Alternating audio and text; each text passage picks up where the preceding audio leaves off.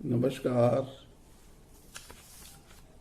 राष्ट्रीय कवि रामधारी सिंह दिनकर दिनकर इनका उपनाम है।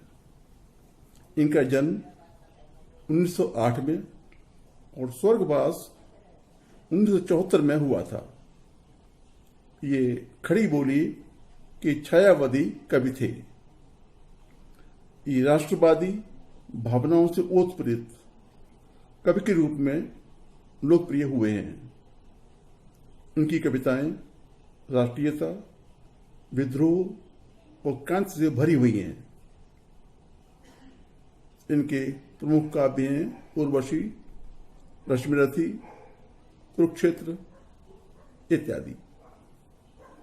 इन्हें ज्ञानपीठ पुरस्कार, पद्म भूषण पुरस्कार और हिंदी साहित्य अकेडमी से भी सम्मानित किया गया था। दिनकर जी की कविताएं आशावाद से भरी हुई हैं, पर आज मैं जो इनकी कविता लेकर आया हूं उसका शीर्षक है रह जाता कोई अर्थ नहीं। इस कविता में इनके निराशावादी दृष्टिकोण का आभास होता है। आइए सुनते हैं ये कविता।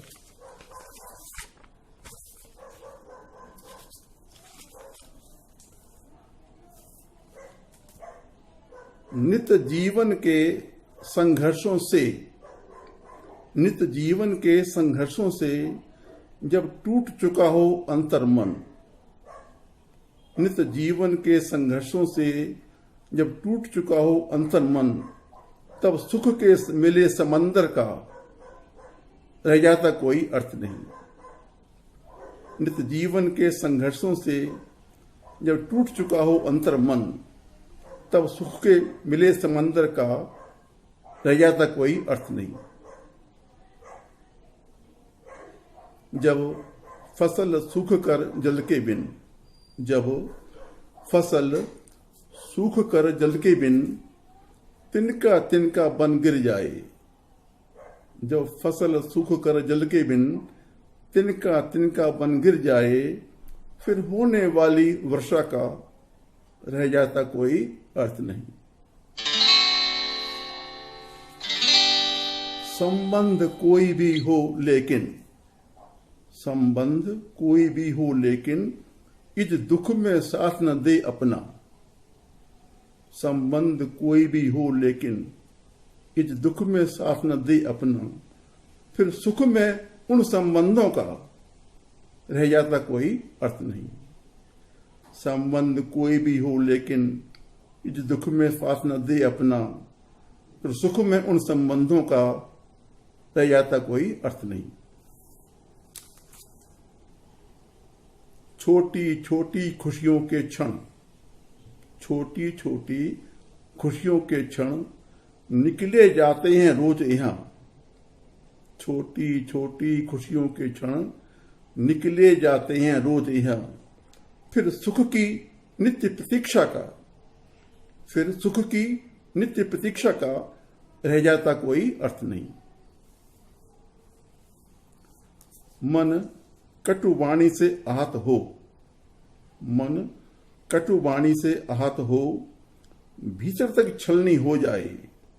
मन कटुवाणी से आहत हो, भीतर तक छलनी हो जाए, फिर बाद कहे प्रिय वचनों का रह जाता कोई अर्थ नहीं। तो सुनिए, मन कटुवाणी से आहत हो, भीतर तक छलनी हो जाए, फिर बाद कहे प्रिय वचनों का रह जाता कोई अर्थ नहीं। सुख साधन चाहे जितने हो, सुख साधन चाहे जितने हो, पर काया हो रोगों का घर। सुख साधन चाहे जितने हो, पर काया हो रोगों का घर, फिर उन अनगिनत सुविधाओं का रह जाता कोई अर्थ नहीं।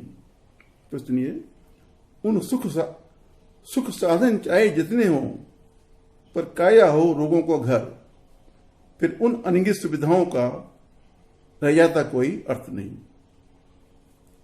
धन्यवाद। नमस्कार।